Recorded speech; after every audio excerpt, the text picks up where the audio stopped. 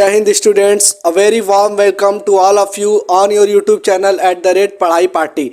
Students, in the previous video, I have taught you that what is a dice, how we can calculate the possibilities in a dice and how we will draw the sample space of a dice. बच्चों पिछले video में मैंने आप लोगों को dice पासे के बारे में बताया था कि हमारा जो पासा होता है वो क्या होता है, उसमें कौन कौन सी पॉसिबिलिटीज़ होती हैं, टोटल पॉसिबिलिटीज़ को हम कैसे कैलकुलेट कर सकते हैं और जो पॉसिबिलिटीज़ आएंगी मीन्स हमारा पासे के ऊपर जो भी रिज़ल्ट दिखाई देगा उसका सैम्पल स्पेस कैसे बनाया जाता है, ये सारी बातें मैंने आपको पिछले वीडियो में बताया था।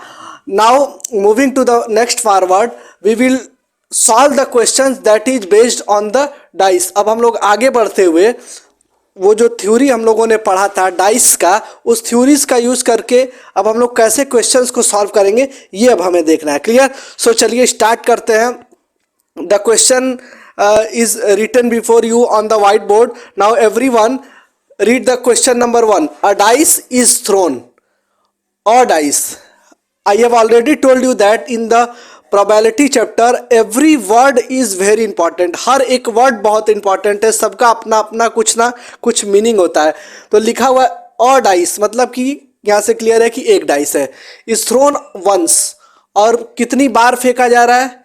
वंस मतलब एक बार। फाइंड द प्रोबेबिलिटी, हमें क्या निकालनी है? प्रोबेबिलिटी फाइंड करनी है। किस बात की प्रोबेबिलिटी फाइंड करनी है? So question number 1 is a prime number means एक प्राइम नंबर आएगा उसकी probability. Question number 2 is a number lying between 2 and 6, एक नंबर जो कि 2 और 6 के बीच में लाई करता है वो। और इसी में क्वेश्चन नंबर 3 है ऑड नंबर।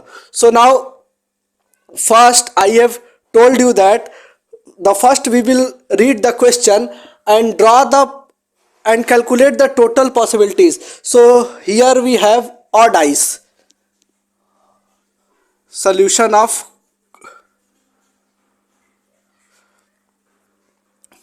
question number 1.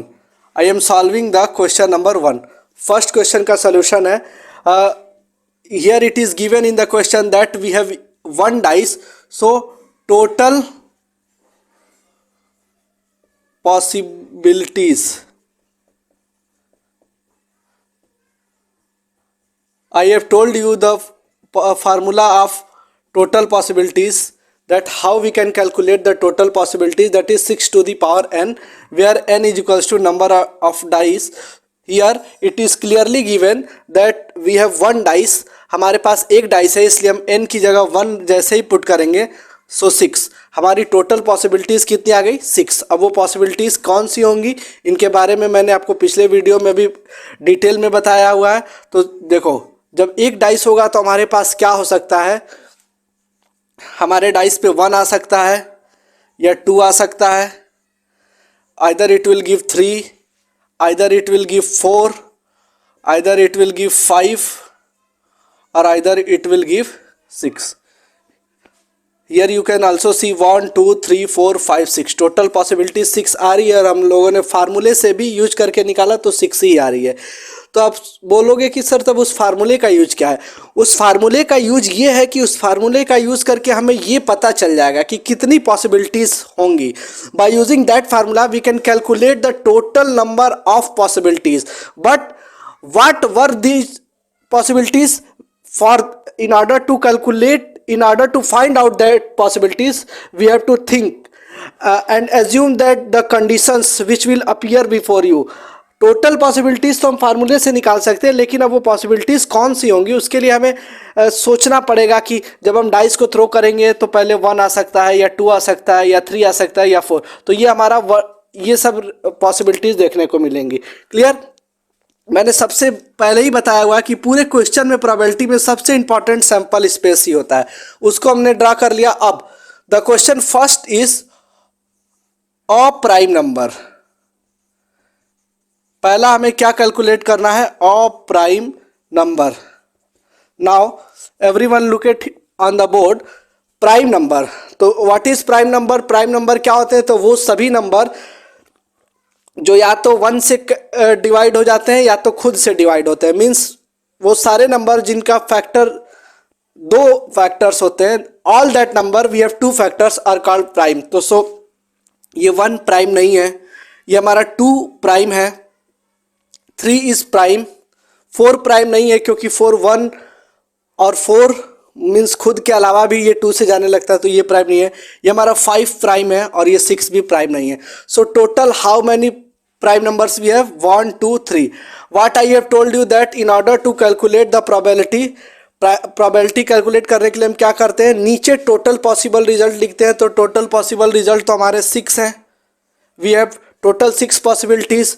अब उसमें से हमें जो चाहिए, तो हमें जो चाहिए वो रिजल्ट कहाँ देखने को मिल रहे हैं, वो 2 हो सकता है, 3 हो सकता है या 5। मीन्स टोटल कितनी पॉसिबिलिटीज बन रही हैं, जो हमें चाहिए वो है 3। So now we will solve it. 3 1 ja 3, 3 2 ja 6. So it will give 1/2. So total possibilities of a prime number while we will throw a single dice is equals to 1/2. Means जब हम लोग एक डाइस को throw करेंगे तो हमारा prime number आने की जो प्रोबेबिलिटी होगी वो कितनी होगी, 1/2। Clear? Now read the second question. A number lying between 2 and 6. A number lying between 2 and 6. A number lying between 2 and 6 means 2 और 6 के बीच में नंबर जो लाई कर रहे हैं उनकी प्रोबेबिलिटी हमें बतानी है। So now look at the board. 2 और 6 के बीच में मीन्स सबसे पहले तो हम क्या करेंगे, हमारे पॉसिबिलिटीज़ यही है 1 2 3 4 5 6। क्लियर? अब 2 से 6 के बीच में मीन्स 2 हमारा ये है और 6 हमारा ये है, इसके बीच में, तो इसके बीच वाले ये हैं 3 4 and 5, 3 4 and 5। So probability is equals to total possible results.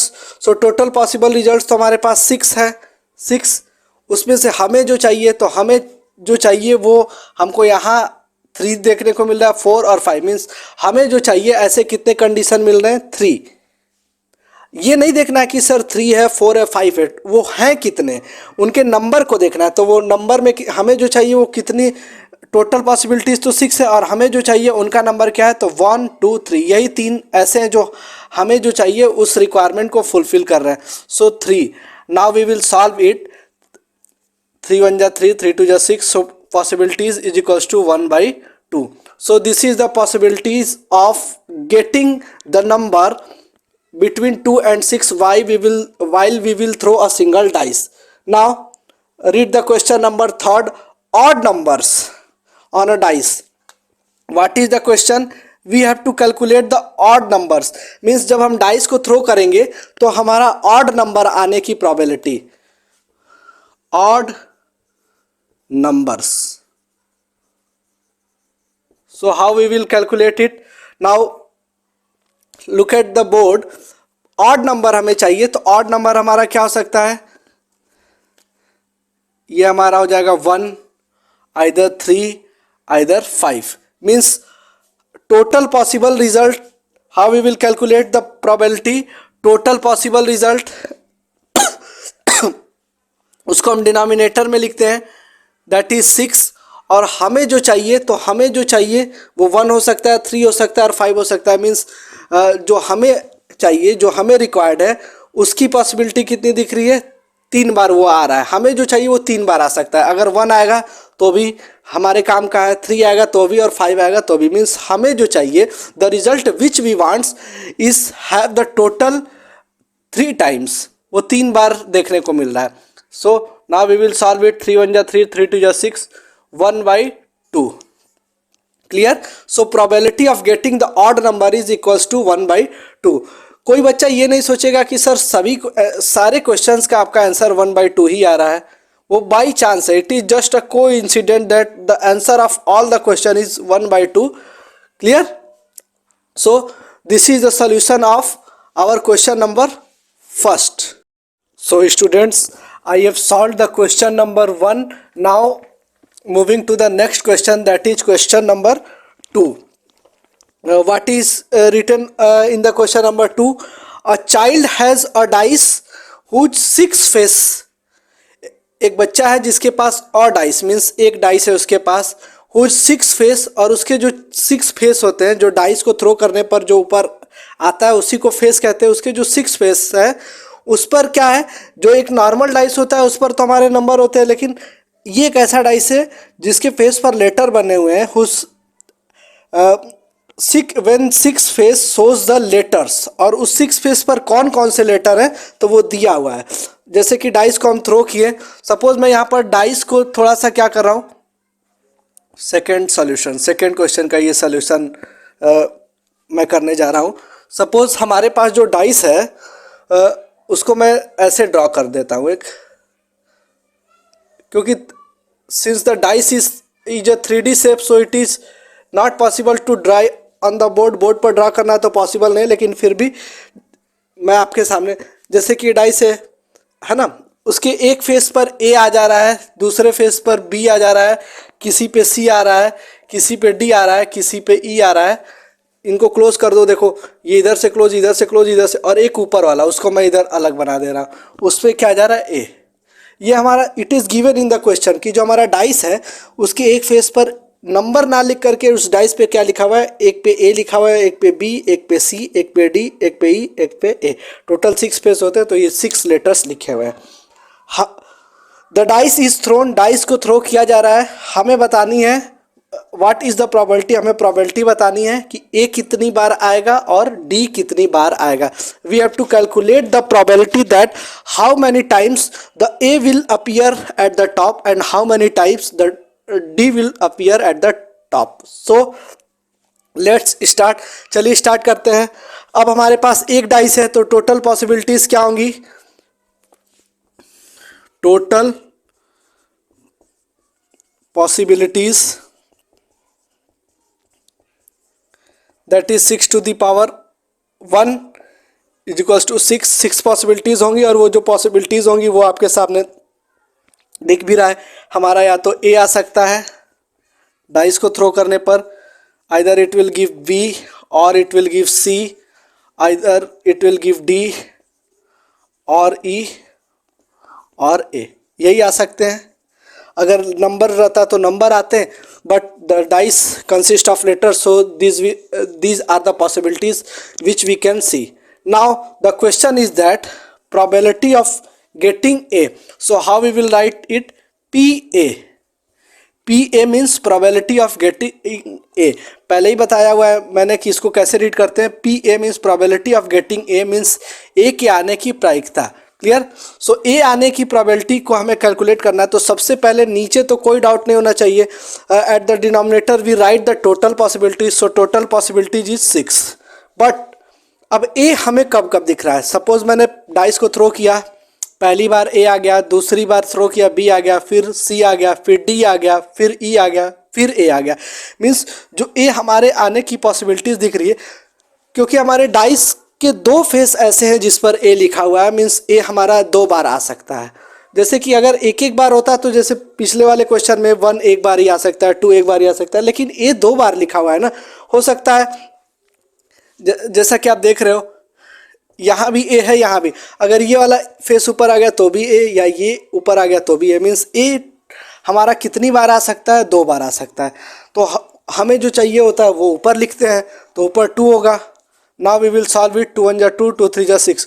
So probability of getting A is equals to 1/3. That is our answer. Now read the question second. D. अब हमें क्या निकालना है, probability of getting D. So how we will write it? PD. PD is equals to probability of getting D. अब हमें D चाहिए तो means D के लिए भी हमें क्या करना होगा, टोटल पॉसिबिलिटीज तो फिक्स है कि 6 ही होगा। अब D हमें कितनी बार दिखाई दे रहा है, तो देखो ए बी सी डी हमें केवल एक बार दिखाई दे रहा है, मीन्स हमें जो चाहिए उसकी पॉसिबिलिटी केवल 1 है। So our answer is equals to 1/6, clear. So this is the question of the based on 1 dice. Now moving to the next, I am going to solve the question that is based on the 2 dice. अब हम लोग 2 dice वाले question को solve करना सीखते हैं। So now students, we have solved the two question that is based on the dice. अभी तक बच्चों हम लोगों ने दो क्वेश्चन सॉल्व किया और वो जो दोनों क्वेश्चन थे वो सिंगल डाइस पे बेस्ड थे. Now read the question number 3 that is based on the two dice. अब हम लोग क्वेश्चन 3 को देखते हैं. देखो ये दो डाइस वाला क्वेश्चन है and it is very important question. This question can be ask in your board exam. ये आपके बोर्ड एग्जाम में पूछा जा सकता है. Two dice, one blue and one gray.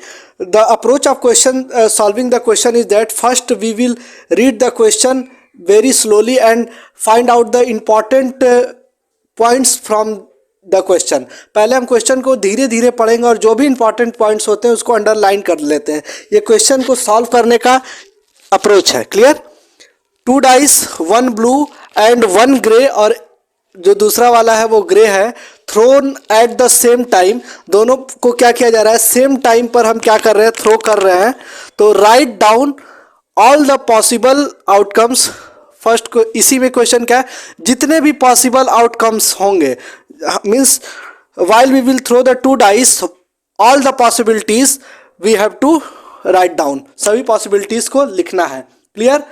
What is the probability? और उसके बाद what is the probability that the sum of two numbers are appearing on the top is. फिर उसके बाद बोल रहा है कि इस बात की probability क्या है कि sum of two numbers. Very important point. This is very important point. Sum of two numbers appearing on the top means top दो डाइस को हमारे पास क्या है? We have two dice. Suppose this is our first dice and this is our second dice. Clear? और जब हमारे पास दो dice है तो जब हम दोनों डाइस को थ्रो करेंगे तो सम ऑफ द टू डाइस, हो सकता है इसके ऊपर 1 दिखे, यहाँ 5 दिखे, तो इस तरीके से इन दोनों को सम करने पे कितना आ रहा है? 6.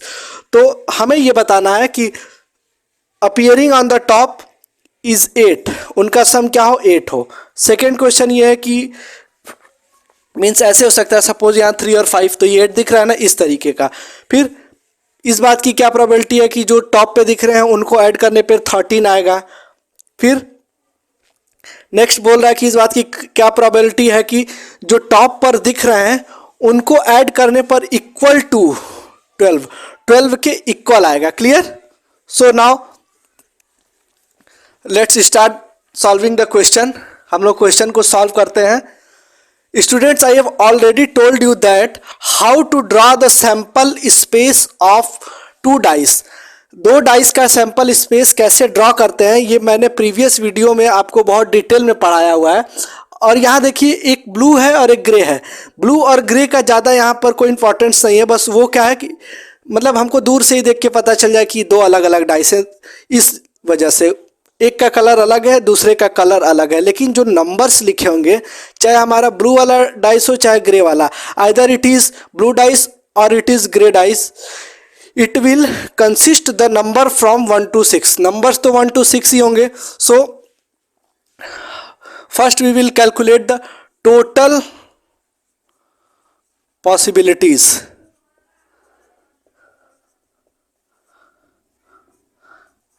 I have told you that the formula of calculating the total possibilities, that is 6 to the power n.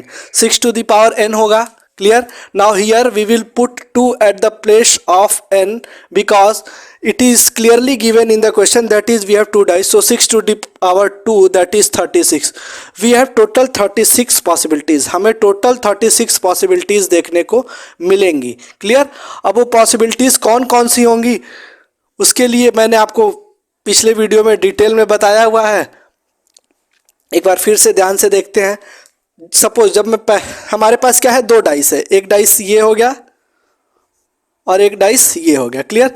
अब सपोज जब मैं पहले को थ्रो करूं, पहले पे 1, सेकेंड पे भी 1, या तो फर्स्ट पे 1, सेकेंड पे 2, इस तरीके से. मीन्स पहले पर हम 1 फिक्स करके दूसरे वाले को चेंज कर रहे हैं.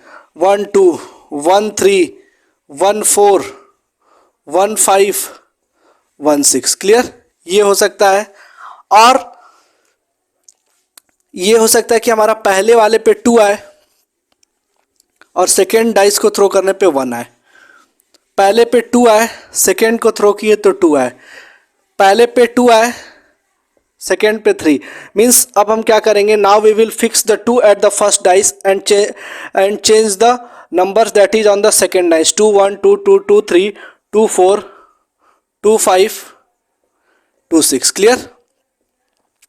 Or it can happen that the 3 will appear at the top of the first dice and 1 will appear at the top of second dice, 3 1 3 2 3 3 3 4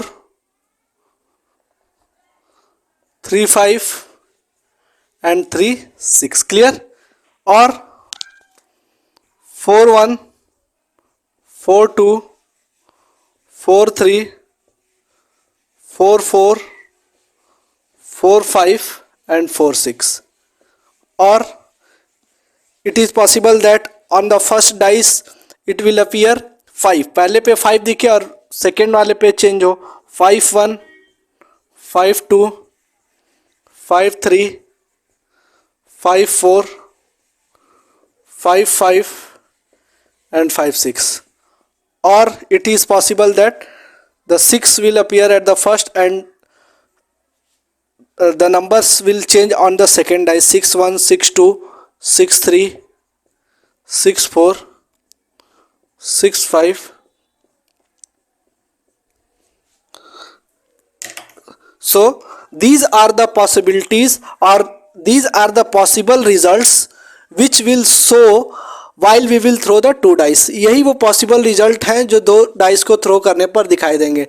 These are the possible outcomes. तो हमने सभी possible outcomes को लिख दिया. ये हमारा question का जो एक पोर्शन था वो सॉल्व हुआ. नाउ नेक्स्ट बोल रहा है कि find the probability that the sum of 2 numbers appearing on the top. Top पे जो नंबर्स दिखाई देंगे उनका सम, पहला बोल रहा है कि 8 हो.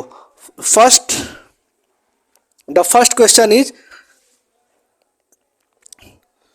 sum is equals to 8. So in order to find the sum is equals to 8, now see here, हम सैंपल स्पेस को देखेंगे. ऐसा क्यों करेंगे? How we will write it? First we will write P sum is 8, means probability, किस चीज की probability? sum is 8 कि उनका sum क्या हो, 8 आए. तो इसके लिए क्या करेंगे, is equals to बेस में, तो हमारा क्लियर है कि जो टोटल पॉसिबिलिटीज होती है वही लिखना था, मीन्स बेस में तो 36 होगा, क्लियर. अब हमें ऊपर लिखना है, तो ऊपर हमें जो चाहिए, हमें क्या चाहिए कि उनका सम क्या आए, 8 आए. तो मीन्स दोनों डाइस के नंबर्स को सम करने पर 8 आए. तो देख लो, ये 1 1 2 है, ये 1 2 3 हो जाएगा, ये 1 3 4, ये 1 6 7, मीन्स यहाँ तो नहीं मिलेगा. इस वाले में हमको मिल रहा है 2 6, इनको ऐड करने पे 8 हो जा रहा है, और कहीं नहीं हो रहा है. फिर इस वाले कॉलम में हमको 3 and 5, मीन्स पहले पे 3 आए और दूसरे पे 5 है, तो भी ऐड करने पे बोल क्या रहा है, numbers appearing on the top, sum of the numbers appear. Top पे जो नंबर दिखाई देंगे, मीन्स पहले पे के टॉप पे 2, दूसरे के टॉप पे 6 है तो उनका सम 8 होगा, या पहले के टॉप पे 3, दूसरे के टॉप पे 5 है तो भी सम 8 होगा. फर्स्ट डाइस के टॉप पे 4, सेकेंड डाइस के भी टॉप पे 4 तो भी सम 8 होगा, या फर्स्ट डाइस के टॉप पे 5, सेकेंड पे 3 तो भी 8 होगा, या फर्स्ट डाइस के टॉप पे 6 और सेकेंड डाइस के टॉप पे 8. मीन्स यही वो नंबर्स हैं जो हमारे काम के, means the condition which we need is only obtained when these will happens. हमें जो कंडीशन चाहिए वो तभी होगा जब ये सारी चीज़ें दिखाई दे. तो इनकी पॉसिबिलिटी कितनी है, ये 1 2 3 4 5. So total possibilities of the sum of numbers is equals to 8 is 5/36. Clear? Now what the second question is saying, second question is saying that sum is 2, the probability of, sorry, second question is saying that the sum is 13. जो top पे जो number दिखाई दे रहे हैं उनको सम करने पे 13 आना चाहिए. तो इस लाइन में हमें कोई ऐसा मिल रहा है जिसको सम करने पे 13 आए, मैक्सिमम वाले को ही देख लेते हैं। जब 1 और 6 7 यहाँ पे नहीं हो रहा है तो इधर तो बिल्कुल भी पॉसिबल नहीं है। 2 6 यहाँ भी नहीं हो सकता। 3 6 9 4 6 10 5 6 11 6 6 12 हो रहा है। मीन्स दो टॉप पे जो फेस आ रहे हैं उन दोनों को ऐड करने पे 13 आए। इसकी प्रोबेबिलिटी हमें कैलकुलेट करनी है। Sum is equals to 13। So how we will write it? P in bracket sum is 13. Sum is 13. So first we will write the total possibility. Total possibility तो 36, ये तो क्लियर है कि नीचे 36 होगा। ऊपर क्या होगा? तो ऊपर हमें ऐसे नंबर चाहिए जिनका सम करने पे 13 आए। तो इस पूरे सैंपल स्पेस में हमें ऐसा कोई भी कंडीशन देखने को नहीं मिला। मीन्स हमें जो चाहिए उसकी वो कितनी बार देखने को मिल रहा है? 0 बार। So 0/36 is equals to 0। So probability of sum of the two faces 13 is equals to 0. Clear? Now moving to the next question, that is question number 3rd. इसी क्वेश्चन के थर्ड पार्ट में क्या आ रहा है, क्या कहा जा रहा है? लेस देन और इक्वल टू 12। 12 से कम या 12 के इक्वल आने वाला। क्लियर? लेस देन और equals to 12। So third question is less than or equals to 12. In the third question we have to calculate the P less than or equals to 12। हमें calculate करना है कि इस बात की प्रोबेबिलिटी क्या है कि जो नंबर्स आएंगे वो या तो इक्वल्स टू 12 मीन्स 12 के इक्वल होंगे, या लेस देन मीन्स और इक्वल्स टू 12 मीन्स 12 के इक्वल या 12 से कम। मीन्स हमें वो सभी नंबर देखने हैं, वो सभी कंडीशन देखने हैं जिसमें 12 से कम आए या 12 के इक्वल आए। तो देखो 12 से कम 1 1 2 आएगा, 1 2 3 ये भी 12 से कम है, 1 3 ये भी 12 से कम है, 1 5 ये भी 12 से कम है, 1 6 ये भी 12 से कम है। 12 से कम वाले भी हमें चाहिए और 12 के इक्वल भी। जैसे अब 2 1 ये भी 12 से कम है, 2 2 ये भी 12 से कम आएगा, 5 2 7 ये भी 12 से कम आएगा, 6 2 ये भी 12 से कम आएगा, 6 4 ये भी 12 से कम आएगा, 6 5 11 होगा और ये भी 12 से कम है। हमें लेस देन और इक्वल्स टू 12, 12 से कम या 12 के इक्वल मीन्स, और ये 6 6 लेंगे तो 12 आ जाएगा। मीन्स टोटल पॉसिबिलिटीज तो हमारी 36 होगी, इसमें तो कोई डाउट नहीं है। और हमें जो चाहिए, तो हमें क्या चाहिए? 12 के इक्वल या 12 से कम। तो ये सभी हम ले सकते हैं। क्यों? क्योंकि ये सभी या तो 12 से कम है और ये वाला देखो 12 के इक्वल है। मतलब ये सभी या तो 12 से कम है या 12 से इक्वल है। मीन्स हमें जो चाहिए उस कंडीशन में ये सभी फिट बैठ जाते हैं, और सभी फिट बैठ जाते हैं मीन्स हमें जो चाहिए वो ये सभी हैं, और ये टोटल इनका नंबर कितना है? 36। सो 36/36 that is 1। So probability of getting the numbers that is less than or equals to 12 is 1. Clear?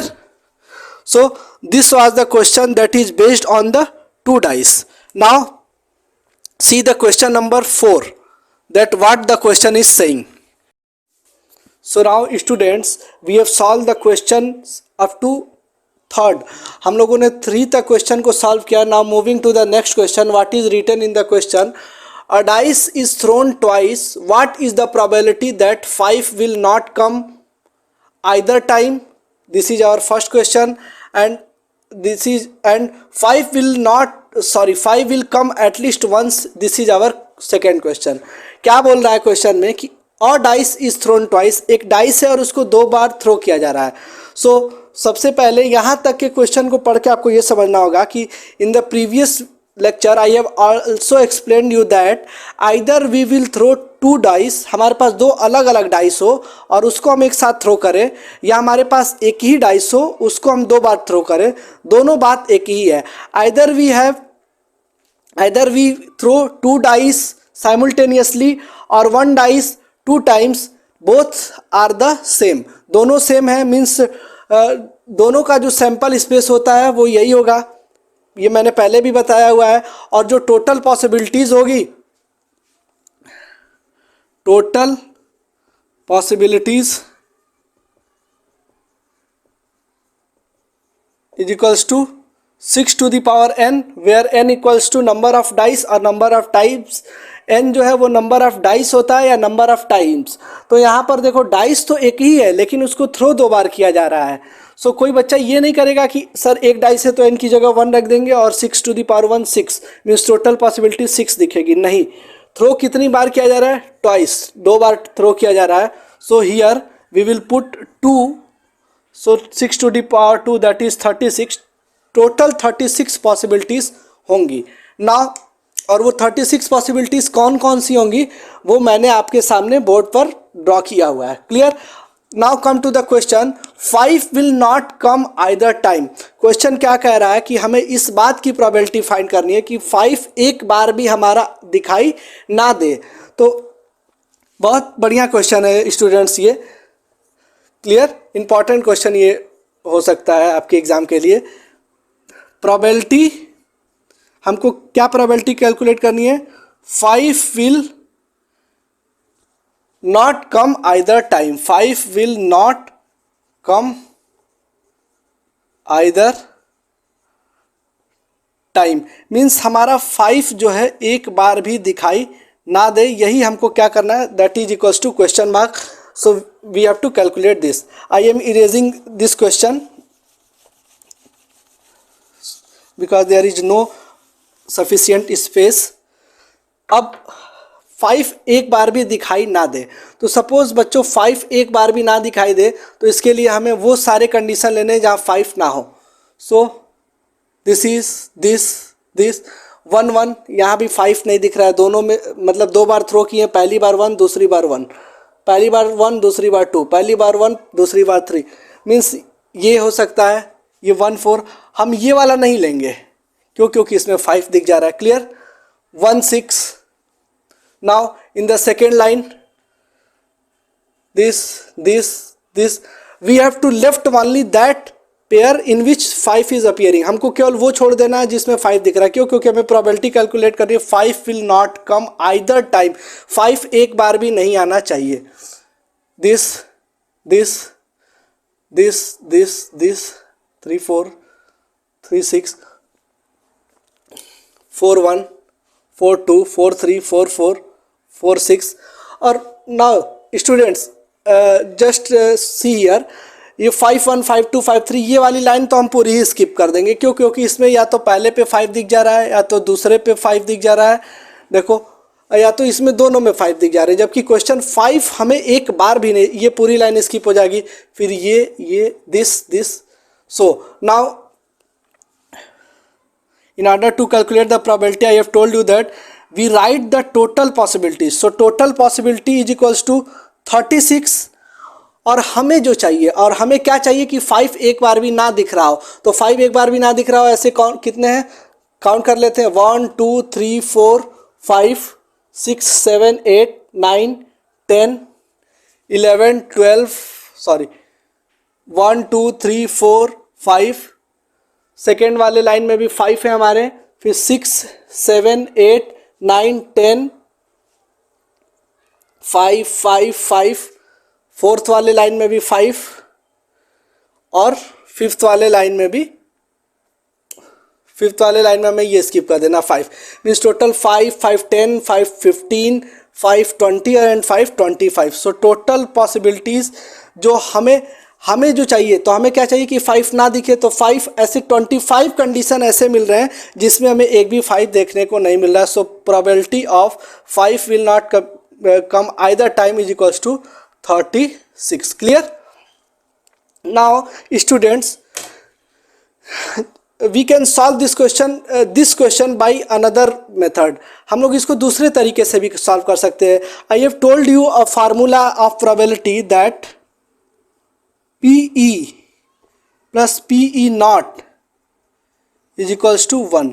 मैंने आपको एक फार्मूला बताया था कि किसी इवेंट E का होना प्लस किसी इवेंट E का ना होना, ये मिल करके 1 होते हैं।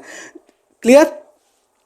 इस फार्मूले से हम कैसे सॉल्व कर सकते हैं? जैसे हमारा क्वेश्चन है कि 5 will not come either time, 5 एक बार भी ना दिखाई दे, तो हम पहले 5 एक बार भी ना दिखाई दे हमें ये कैलकुलेट करना है, तो हम क्यों ना ये कैलकुलेट कर ले कि 5 हमें दिखाई कितनी बार दे रहा है।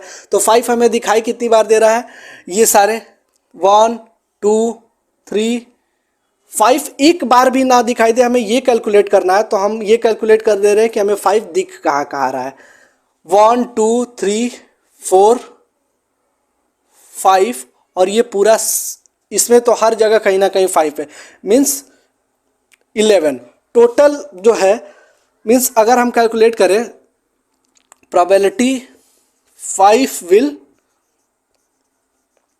कम आइदर एनी टाइम, मीन्स हम वो निकाल दे रहे हैं कि हमें कभी ना कभी 5 जरूर दिख रहा है, या तो दोनों बार 5 दिख जाए या तो एक बार 5 दिख जाए, लेकिन 5 दिखे जरूर। तो इसकी प्रोबेबिलिटी के लिए हम क्या करेंगे, टोटल पॉसिबिलिटीज़ हमारी वो तो 36 ही है, और हमें जो 5 दिख रहा है कहीं ना कहीं 5 या तो एक बार या तो दोनों बार, ऐसे टोटल पॉसिबिलिटीज़ 11 है। क्लियर। सो 5 दिखने की प्रोबेबिलिटी हमारी आ गई ये 11/36। Clear. Now using the formula PE plus PE naught is equals to 1, I am erasing this. I hope you have noted down.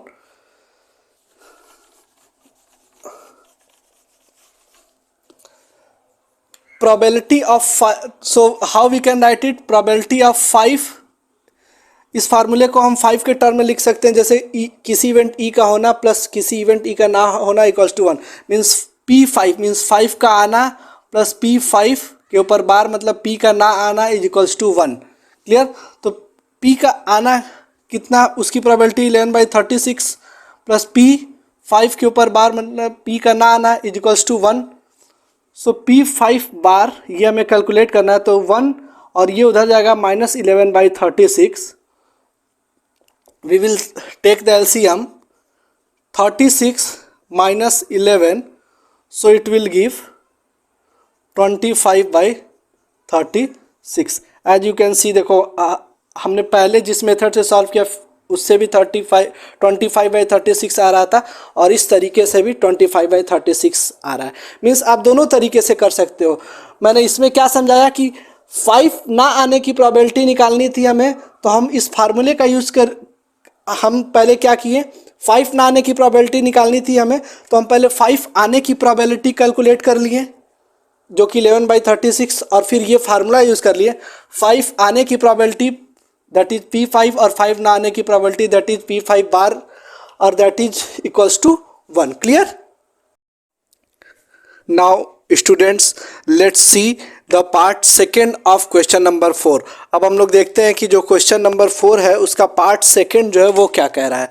Now see here what written in the part second, 5 will come at least once. This is the key word of the question, 5 will come at least once. At least का क्या मतलब होता है, थोड़ा सा हम ध्यान दे करके समझेंगे। Suppose you have asked your father that father please give me at least 10 rupees। आपने अपने पापा से कहा कि पापा मुझे कम से कम 10 रुपये दीजिए। कम से कम 10 रुपये का क्या मतलब हुआ कि जो आपके पापा या तो 10 रुपये दे सकते हैं, 11 रुपीज़ दे सकते हैं, 12 रुपीज़ दे सकते हैं, क्या 9 दे सकते हैं। तो आप बोलोगे नहीं, मैंने उनसे कम से कम 10 रुपये मांगा, मतलब 10 से कम नहीं, उससे ज़्यादा हो सकता है, उससे कम नहीं। दूसरा एग्जांपल लेते हैं, जैसे आप स्कूल गए और स्कूल से आकर के आप बता रहे हैं कि आज कम से कम 10 बच्चे जो है, कम से कम 20 बच्चे स्कूल आए थे। कम से कम 20 बच्चे का क्या मतलब हुआ कि 20 हो सकता है, 21 हो सकता है, 22, 20 से कम 19, 18, ये सब। तो कम से कम 20 बच्चे मतलब क्लास में कम से कम 20 बच्चे तो थे ही, उससे कम नहीं थे। उससे ज़्यादा हो सकते हैं, उससे कम नहीं हो सकते। मीन्स एटलीस्ट का मतलब ही होता है कम से कम, और कम से कम का क्या मतलब हो गया कि जो वैल्यू दी हुई है, एटलीस्ट 20, एटलीस्ट 30, जो भी एटलीस्ट दिया हुआ है, मीन्स जो वैल्यू दी हुई है उससे कम नहीं हो सकता है, या तो वो वैल्यू होगी या तो उससे ज़्यादा होगी। So what I am saying, if the at least word is given in the question, it means that the value which is given, suppose here 5 is, here the 5 is given, it means that the value will be 5 or greater than 5, it should not be less than 5. Clear? यहाँ दिया हुआ at least 5 means at least 5 मतलब 5 6 7, उससे ज़्यादा तो हो सकता है लेकिन 4 3 उससे कम नहीं हो सकता, क्योंकि कम से कम 5 मतलब मिनिमम हमें 5 तो चाहिए ही, उससे कम नहीं चाहिए. Clear? So this is the explanation of the at least word. ये थोड़ा सा मैंने आपके सामने एटलीस्ट का मतलब एक्सप्लेन किया. अब हम देखते हैं 5 will come at least once. What we have to find in the part 2. In the part 2 5 will come at least once. जो हमारा 5 है वो कम से कम एक बार दिखाई दे. सो कम से कम 5 will come at least once means हमारा 5 जो है वो कम से कम एक बार दिखाई दे. कम से कम एक बार का क्या मतलब हो गया? जैसे 1 2 3 4 होता है, तो कम से कम एक बार का मतलब हो गया 1, मिनिमम 1. उससे ज़्यादा तो हो सकता है, उससे कम नहीं हो सकता. तो 1 से कम क्या होगा? 0. मीन्स ऐसा नहीं होना चाहिए कि हमारा 5 दिखाई ही ना दे. क्लियर? हमें इस बात की प्रोबेबिलिटी फाइंड करनी है कि 5 विल कम एटलीस्ट वंस, मतलब कम से कम एक बार 5 तो जरूर है. कम से कम एक बार का मतलब क्या होता है कि 1 एक बार या उससे ज़्यादा तो हो सकता है, उससे कम नहीं होना चाहिए. तो अब यहाँ देखिए सैंपल स्पेस में 5 विल कम एट मतलब कम से कम एक बार 5 हमें कहाँ कहाँ दिख रहा है? तो ये देखो 1 1 1 2 5 दिख ही नहीं रहा है, और हमें 1 से कम नहीं लेना है. एटलीस्ट वंस का क्या मतलब हो गया? 1 या 1 से ज़्यादा, मतलब जहाँ एक बार 5 आ रहा है उसको भी हम कंसीडर करेंगे, और जहाँ एक से ज़्यादा बार आ रहा है उसको भी लेकिन एक से कम वाले नहीं. जैसे यहाँ 1 1, यहाँ 5 आ ही नहीं रहा है तो इसको हम नहीं ले सकते. 1 2 1 3 1 4, here you can see that here the 5 is coming once. यहाँ देखो 5 एक बार आ रहा है, फिर उसके बाद 1 6 वो नहीं होगा, फिर 2 1 2 2 2 3 2 4, यहाँ 5 एक बार आ रहा है. उसी तरीके से 3 5 यहाँ एक बार 5 आ रहा है, यहाँ 4 5 5 यहाँ एक बार आ रहा है. और मैंने क्या बताया? एटलीस्ट 1 मतलब कम से कम एक बार, और अधिक से अधिक चाहे जितना हो सकता है. 1 से कम नहीं लेना है, बस ये ध्यान रखना है. मीन्स 1 से कम मतलब ये सारे नहीं लेंगे. अब 1 से फिर 5 1, यहाँ भी 5 आ रहा है, यहाँ भी 5 आ रहा है, 5 2 5 3 5 4, और यहाँ देखो 5 5 5 दो बार आ रहा है, तो एक से ज़्यादा ले सकते हैं हम, तो इसको भी हम कंसीडर करेंगे. Now 5 6 it will also consider. Now here 6 5. Clear?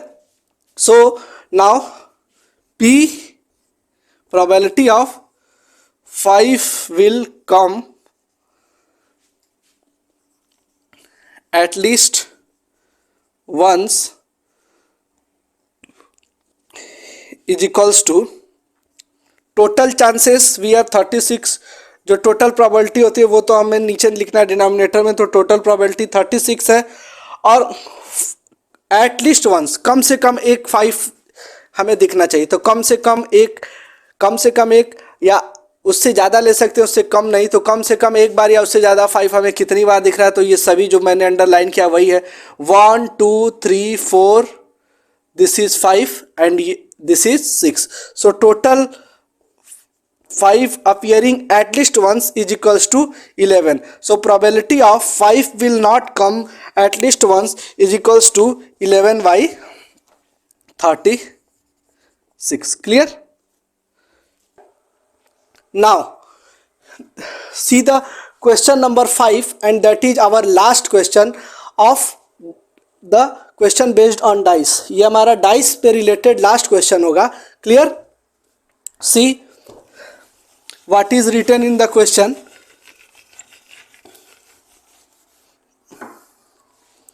It is written in the question that 8 9 10 11 12. I have erased the question in order to solve the previous question.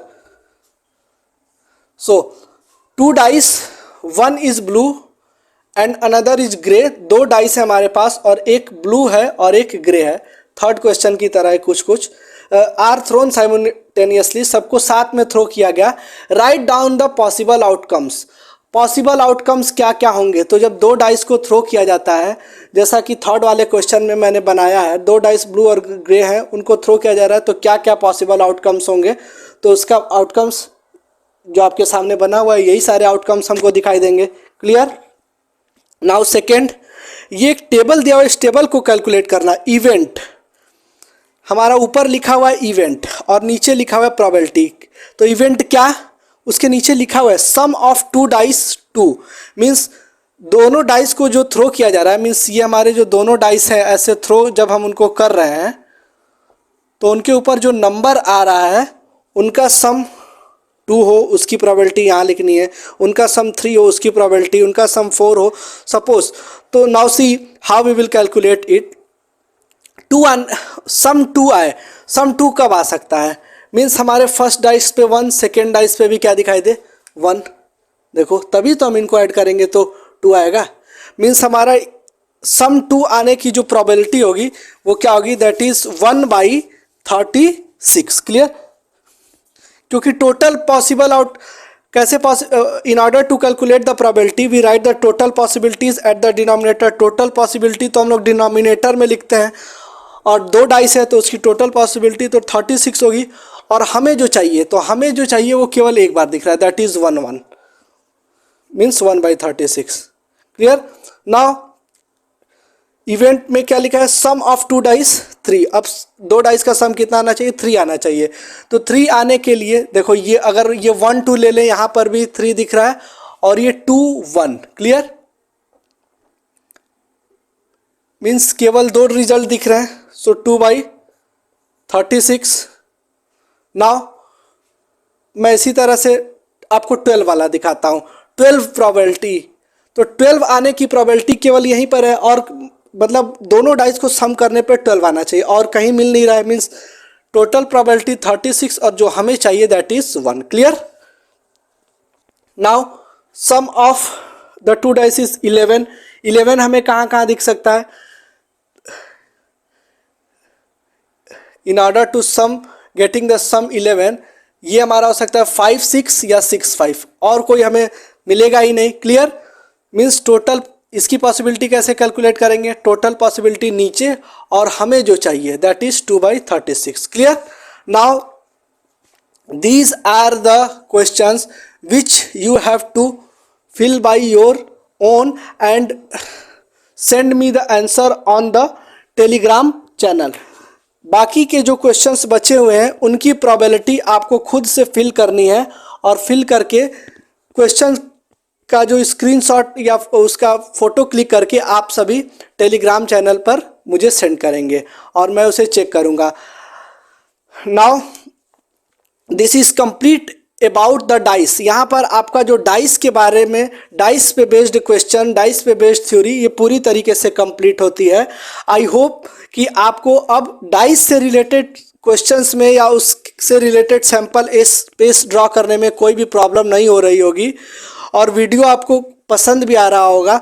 सो अगर आपको वीडियो अच्छी लगी हो तो आप प्लीज़ वीडियो को like कीजिए, channel को सब्सक्राइब कीजिए और लोगों तक भी पहुंचाइए ताकि लोग उसका बेनिफिट ले सके। Now I hope that you all are liking the video very much. If you are thinking that this video is very helpful for you, so please like the video and subscribe the channel and also share it among your friends so that they can get the benefit of the classes. Now we will meet again in the next class by the next any new topic. Till the time, bye bye. Thank you. Jai Hind.